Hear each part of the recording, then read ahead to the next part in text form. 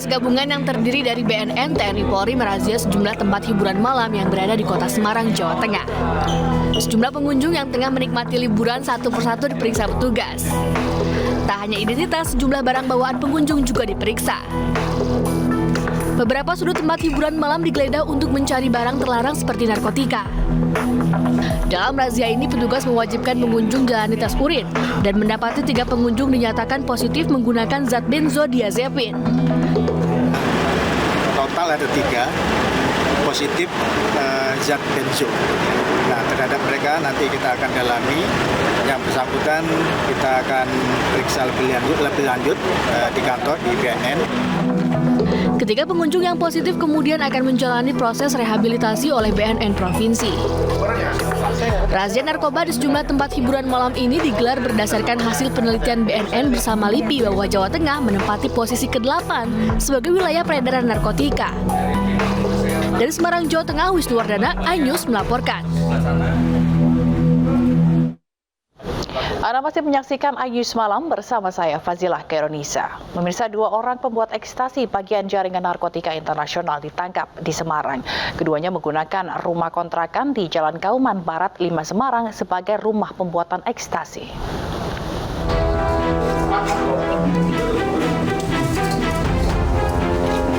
Polisi berhasil menangkap 2 tersangka pembuat pil ekstasi di sebuah rumah kontrakan di Semarang, Jawa Tengah. Kedua tersangka MR 28 tahun dan ARD 24 tahun merupakan warga Tanjung Priuk, Jakarta Utara. Pengungkapan oleh Bareskrim Mabes Polri dan Polda Jawa Tengah ini berkat pengembangan kasus serupa dari Tangerang, Banten. Salah satu tersangka ditangkap di masjid di sekitar lokasi dan 1 tersangka lain ditangkap di rumah kontrakan tersebut. Kedua tersangka datang ke Semarang bertemu seseorang yang kini menjadi buron. Kemudian oleh orang tersebut, kedua tersangka diberikan kunci rumah kontrakan untuk tinggal dan membuat ekstasi di rumah itu. Setelah tiba di rumah ini, 3 hari berikutnya menerima sebuah kiriman paket, kemudian dibuka oleh 2 orang ini tadi. Setelah dibuka berisi alat pres, alat cetak, kemudian menghubungi kepada seseorang yang pada saat itu bertemu di Simpati. Seorang aktor ini tadilah yang memberikan instruksi ataupun petunjuk-petunjuk cara mengoperasionalkan alat pres ini tadi. Menurut warga sekitar, kedua tersangka baru seminggu menempati rumah kontrakan tersebut. Meski demikian, sudah beberapa kali paket datang ke rumah itu. Dari hasil penggerbekan, polisi mengamankan sejumlah barang bukti berupa 9.000 butir ekstasi yang sudah jadi, ratusan kapsul, sebuah mesin pencetak ekstasi, dan bahan pembuatnya. Dari Semarang, Jawa Tengah, Doni Marendra, iNews melaporkan.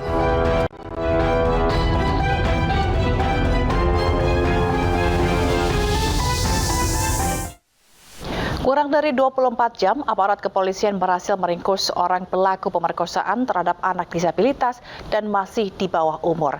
Pelaku adalah bos dari tempat korban bekerja. Saat ini korban tengah hamil 2 bulan.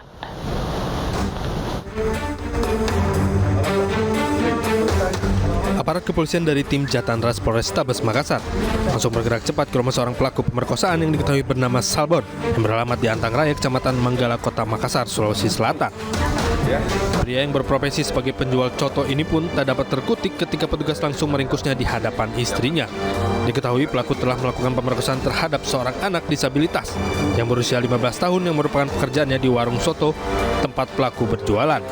Ironisnya, pelaku yang melakukan aksinya setelah mengancam korban dan membekap mulut korban dan menyebabkan korban saat ini hamil 2 bulan. Jadi pelaku yang diamankan adalah pelaku pemerkosaan terhadap anak disabilitas. Ini bagaimana kronologi penangkapannya kemarin? Jadi berdasarkan informasi dari rekan-rekan bahwa pelaku berada di rumahnya, maka anggota langsung bergerak ke TKP dan alhamdulillah kami dari tim Jatanras berhasil mengamankan pelaku. Selanjutnya pelaku pun langsung digelandang ke Polrestabes Makassar guna proses hukum lebih lanjut. Sebuah kapal nelayan tenggelam setelah dihantam ombak tinggi di perairan Alas Purwo, Banyuwangi, Jawa Timur. 6 ABK berhasil diselamatkan oleh nelayan yang berlayar tak jauh dari lokasi kejadian dan dievakuasi ke pantai terdekat. Sedikitnya 6 ABK termasuk kapten kapal Lancar Jaya berhasil diselamatkan oleh nelayan setelah 2 jam di laut. Aksi penyelamatan ke-6 nelayan asal Muncar, Banyuwangi ini direkam oleh nelayan yang berhasil menyelamatkan kapal naas tersebut dan viral setelah diunggah di media sosial. Berdasarkan laporan BPBD Banyuwangi, kapal selerek Lancar Jaya pada Kamis pukul 14 waktu Indonesia Barat bertolak dari pantai Kutorejo menuju perairan Laut Selatan Kandang Prau alias Purwo untuk mencari ikan. Namun naas setelah berada di tengah laut perairan Alas Purwo, gelombang tinggi menghantam kapal mereka dan seketika menenggelamkan kapal kayu tersebut. Evakuasi. Tak ada jembatan, warga di Desa Pemerihan, Pesisir Barat Lampung harus menandu jenazah menyeberangi sungai menuju lokasi pemakaman umum. Bahkan saat sungai meluap, jenazah harus dihanyutkan menggunakan batang pisang.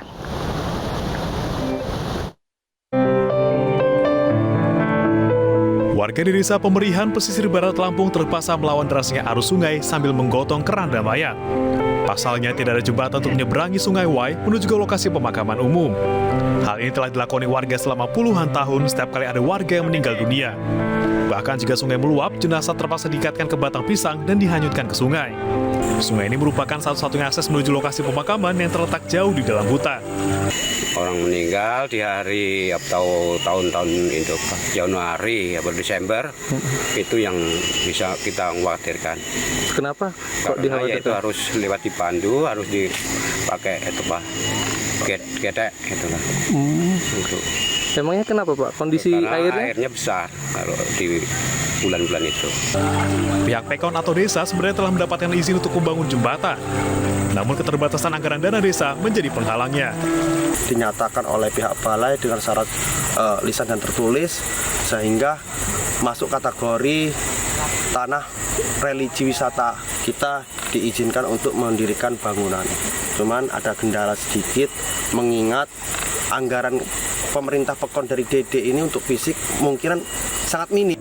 Pihak desa sebelumnya pernah mengajukan bantuan ke pemerintah provinsi namun belum mendapatkan tanggapan. Warga berharap jembatan penghubung segera dibangun agar aktivitas warga termasuk pemakaman dapat berjalan lancar. Dari Pesisir Barat Lampung, Enrico Ngantung, iNews melaporkan. Allahumma labbaik, labbaik la syarika laka labbaik.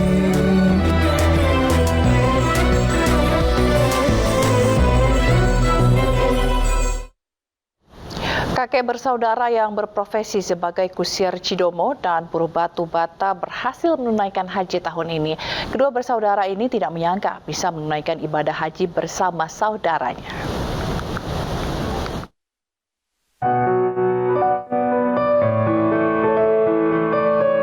Dengan menabung dan menyisihkan uang hasil menarik Cidomo atau delman harian, kakek bersaudara di Desa Kuripan Utara, Kecamatan Kuripan, Lombok Barat, mendapatkan berkah dan rezeki yang tidak terkira.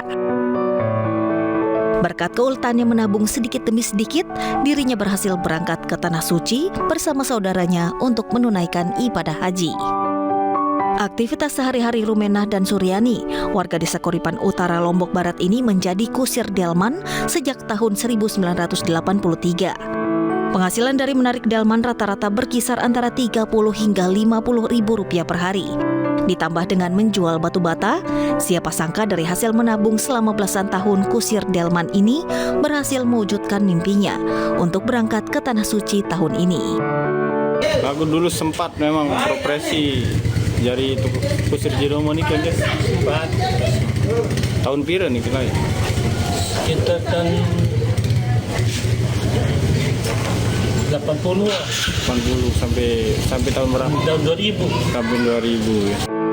Mereka tidak pernah menyangka bisa mendapatkan panggilan ke Baitullah tahun ini karena mereka sempat menemui banyak kesulitan, salah satunya kondisi kesehatan akibat menderita stroke. Sementara itu, ribuan jemaah yang tiba di tanah air telah bergerak dari Madinah ke Mekah, Arab Saudi. Mereka juga menyempatkan diri untuk melaksanakan miqat di Bir Ali.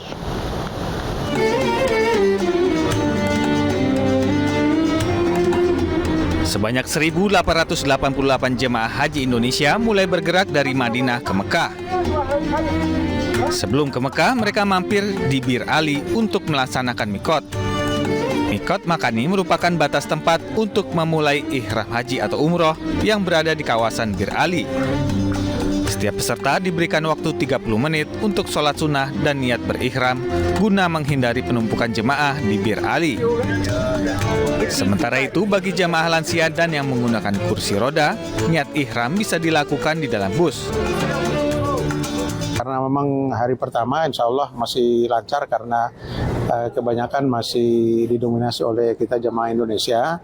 Jadi untuk pengarahan atau pergerakan dari bis setelah jemaah tiba, kemudian masuk ambil wudhu dan masuk melaksanakan sholat sunnah di Masjid Bir Ali ini, alhamdulillah lancar saja.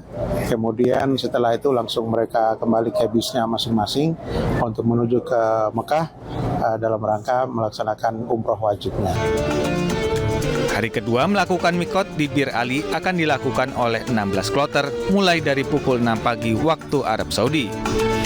Dari Madinah, Arab Saudi, Dewi Murtiningrum, iNews melaporkan.